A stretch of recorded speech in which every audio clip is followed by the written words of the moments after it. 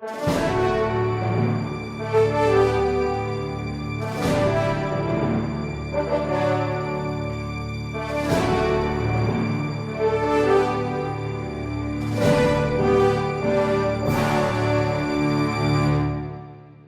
Resposta Católica de hoje, nós gostaríamos de falar a respeito da oração de joelhos. A pergunta é do Ricardo. Ele quer saber se é necessário realmente rezar de joelhos e qual é o sentido desta posição. Bom, em primeiro lugar, nós temos aqui que nos recordar que o corpo deve também participar da oração. Isto é um princípio básico da oração cristã.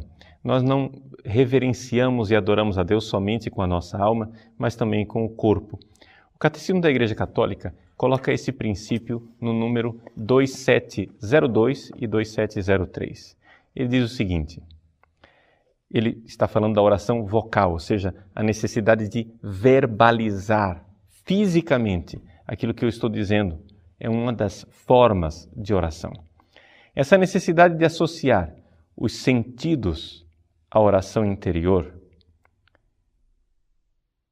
responde a uma exigência da nossa natureza humana. Somos corpo e espírito e sentimos a necessidade de traduzir exteriormente os nossos sentimentos. É preciso rezar com todo o nosso ser para dar à nossa súplica todo o poder possível. 2703. Essa necessidade corresponde também a uma exigência divina. Deus procura adoradores em espírito e verdade e, por conseguinte, a oração que sobe viva das profundezas da alma. Ele também quer a expressão exterior que associa o corpo à oração interior, pois ele lhe traz essa homenagem perfeita de tudo aquilo a que ele tem direito. Então, vejam só. Nós aqui vemos com toda clareza que a Igreja reconhece.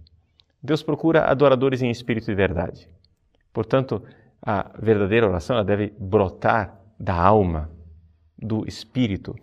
Portanto, não é somente uma coisa física, uma realidade corpórea, somática. Porém, é importante e bonito que nós associemos também à nossa oração o nosso corpo.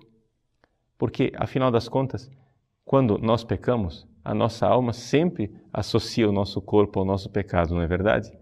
Por isso, é importante que, assim como a alma peca e leva o corpo junto, a alma, ao dar glória e louvor a Deus, também traga o corpo para esta oração. Por isso, sim, é verdade. Existe uma oração elevada, que é a oração mental, que é a oração contemplativa, a oração em espírito e verdade. Porém, não esqueçamos, nem por isso nós nos tornamos anjos. É necessário que haja também uma oração corporal e física. E esse é um dos princípios que também estimula a nossa piedade litúrgica e a nossa própria forma de celebrar os mistérios divinos na liturgia. Existe uma manifestação física. Durante um certo tempo, algumas pessoas consideravam isso uma realidade de segunda categoria. Ou seja, a verdadeira oração ela não deve ser de forma alguma influenciada pelo corpo. Hoje, nós compreendemos que isto era um exagero, que na verdadeira tradição da Igreja de 2000 anos, o corpo sempre esteve associado à oração. E que, portanto, a posição do nosso corpo e a forma de nós orarmos tem tudo a ver. Assim como o corpo não pode ser separado da alma, também na oração a nossa alma deve levar em consideração o nosso corpo. Por isso, existem várias formas de venerar a Deus através do nosso corpo.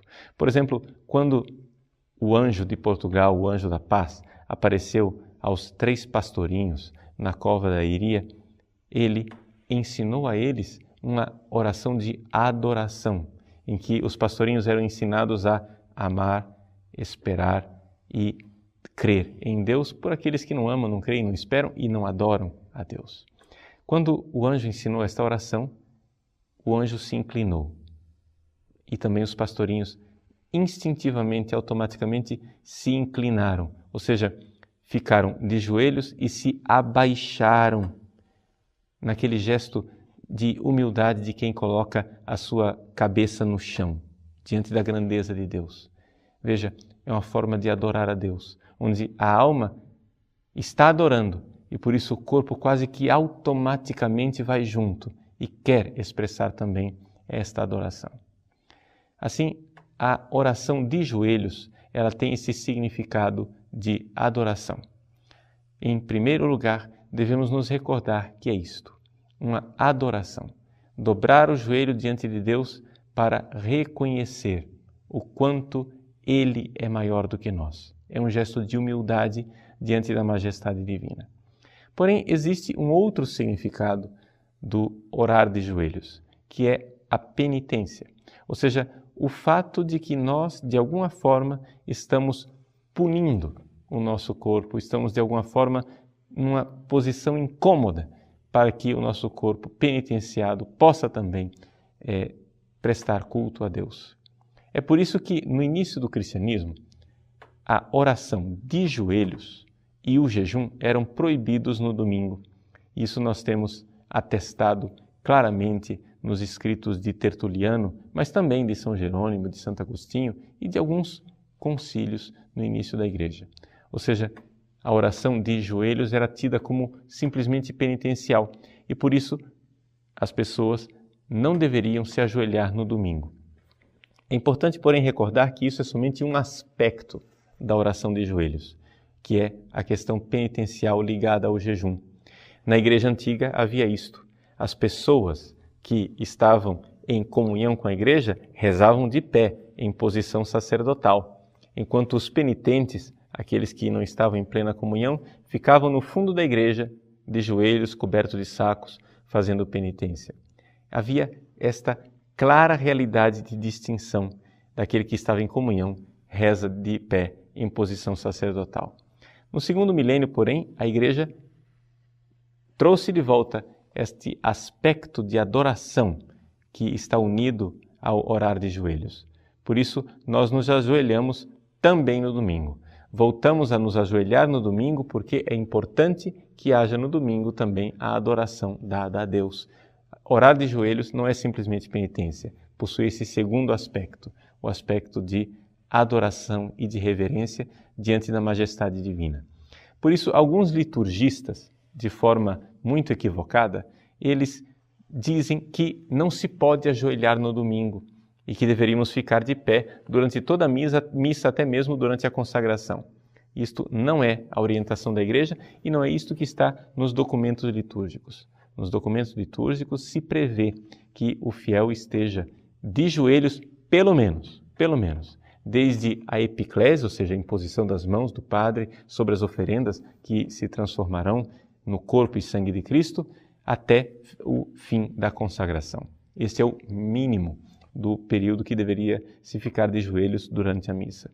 Por quê? Porque ali se faz uma clara distinção entre as duas formas de viver o sacerdócio. Ou seja, o sacerdócio ministerial do padre. O padre, nesse momento, está de pé, porque está exercendo o seu sacerdócio, enquanto os fiéis estão de joelhos para dizer com toda clareza, ali agora, o nosso sacerdócio de batizados não está acontecendo. Está acontecendo, sim, através do Padre. Então, ali há uma distinção dos dois sacerdócios, exatamente porque a posição de rezar de pé é uma posição sacerdotal, é que durante a consagração os fiéis são chamados a ficar de joelhos em profunda adoração para distinguir estas duas formas de viver o sacerdócio de Cristo. Não sei se respondi à sua pergunta, Ricardo. Então, qual é o significado de rezar de joelhos? É duplo. É um significado, inicialmente, penitencial, de súplica, de pequenez, mas é também um significado de adoração, de veneração diante da grandeza e da majestade divina. Não esqueçamos essas duas formas de orar. Orar de pé também é bonito, porque é sacerdotal, porque exercemos o nosso sacerdócio batismal. Que bonito rezar o Pai Nosso de pé. Que bonito podermos também nos colocar de pé diante do Senhor. Mas também é bonito não esquecermos, de joelhos, colocamos-nos na nossa posição de criaturas, de pequenos e de pecadores, diante da grandeza e da santidade de Deus.